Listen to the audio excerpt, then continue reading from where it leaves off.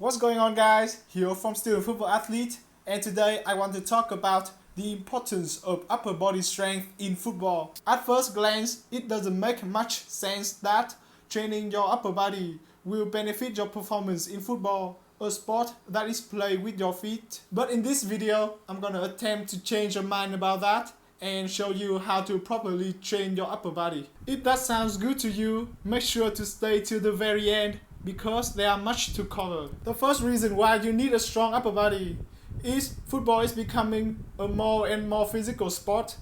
And if you look at the highest level of football, you will see there are many gifted football players, but the ones who take good care of their bodies are the ones who consistently dominate the game, whereas others fade after 1 to 2 seasons. The reason why players like Cristiano Ronaldo, Zlatan Ibrahimovic, and even Lionel Messi stay at the top of the game for 15 years is because they take great care of their body, so their body can handle the constant stress of playing high-level football week in, week out. The second reason is for stability. Good upper body strength gives you immense stability. Imagine a house which is built upon a cracked foundation. How long do you think that house is gonna last? Sure, if you protect it from the exposure of natural forces like the rain, the sun, it will last a long time. But isn't the point of building a house is to shelter you from all that natural forces? Football is a sport consists of many twisting and turning and changing of direction. And if you have really poor stability, you will begin to fall off and you will compensate too much and it will affect other areas of your life. The third reason for training your upper body is for form. And I'm not saying your running form or your passing form or your shooting form. I'm mentioning about your overall posture. You see, in this day and age, we are constantly on our phones, we are constantly on our computers, and we are constantly sitting down. And it puts stress on our body and it tightens the body, make us slouch, and we have rounded shoulders and we cannot stand up straight without feeling any pain. How are you gonna expect that kind of body to perform at its max capacity if it cannot even stand up straight without any discomfort? You just simply can't. So by improving your posture, you will be able to run, to sprint, to make cuts, to change your direction more efficiently. Also, having good posture reduces your chance of getting injured.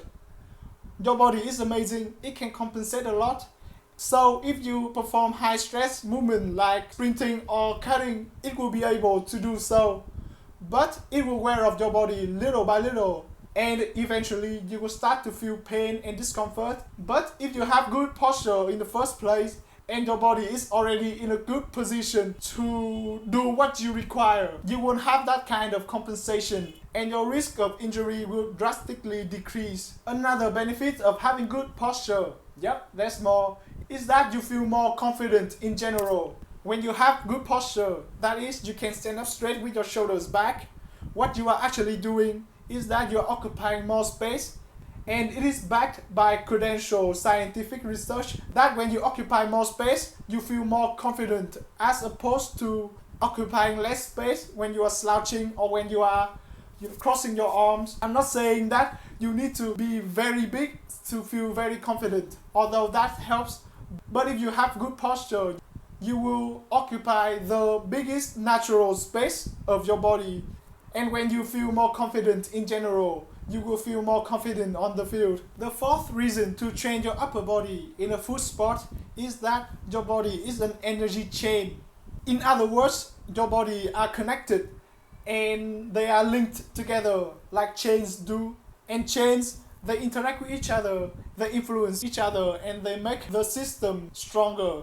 So you have a strong upper body chain coupled with a strong lower body chain, you will make the whole system stronger and you will be able to exert more force, you will be able to exert more power, you will be more explosive, and that will benefit you greatly in games. The fifth and final reason for training your upper body, which in turn improve your upper body strength and makes this point relevant to this video, is that it improves your looks. And when you look better, you feel better, and you feel better, you play better.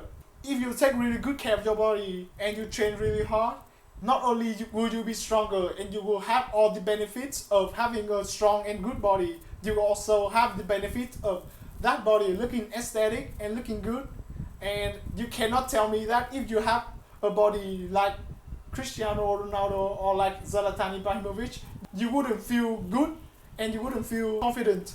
Hopefully by now I have convinced you that it is essential to train your upper body in this sport. But the big question remains, how do you train your upper body the right way? Let's break down my recent upper body training session. When I train my upper body, I make sure I do it from back to front. And the very first thing I do is the pull up. I don't do my exercises randomly. There is a reason that I train in such an order. And that is, at the beginning of the workout, you are fresh, you are motivated, and you want to train. But you only have a certain amount of energy, so it's better to perform the most challenging exercises first. That way, you will get more quality repetition. Most people do the easy exercises like bicep curls or tricep extension first. While there's nothing wrong with those exercises, it does drain your energy, and we tend to exert more effort than necessary at the beginning of the workout. But you can still perform bicep curls properly at the same weight when you're a little fatigued. So why don't you use the fresh energy at the beginning of the workout to perform the most challenging exercises first? It's going to be much harder, but the most challenging exercises are often the most effective ones.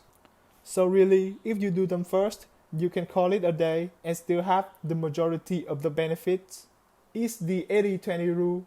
20% of the exercises you do create 80% of the results. So focus on the 20% of exercises first and then do the complementary exercises to get extra benefits.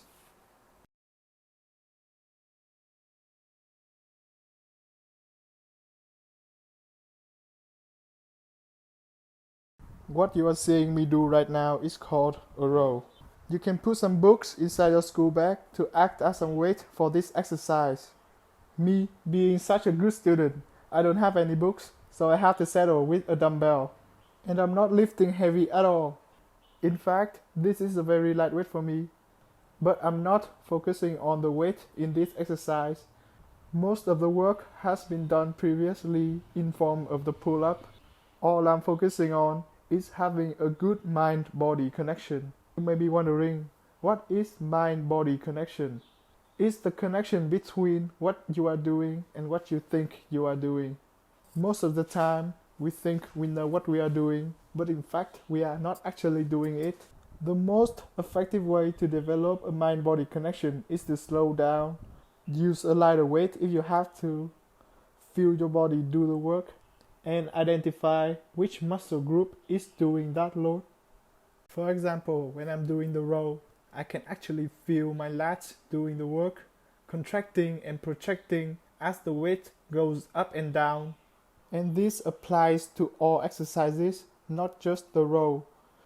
In the next exercises you're about to see, which is the push-up, with a good mind-body connection, I can feel my chest dictating the movement. I can feel the squeeze in my chest as I'm descending, not letting gravity do the movement for me. And when I go back up, I can feel the work inside my chest, and that is a good thing. You're gonna do less reps doing this, but the reps you do will be 10 times more beneficial and effective than the half-ass rep that you are probably doing right now. Having a good mind-body connection will help you target different muscle groups with the same exercise. For example, I can train my biceps using the push-up if I wanted to, simply by focusing on the triceps, dictating the exercise, feeling the weight of my body in my triceps, and then push from the ground, protracting my triceps. You can see for yourself the difference between the two push-up variations. In the first one, I'm focusing on my triceps, and you can see how my triceps are firing up, and how my hands are shaking, and how slow I am doing the repetition. And you can see the discomfort in my face and how hard I am breathing.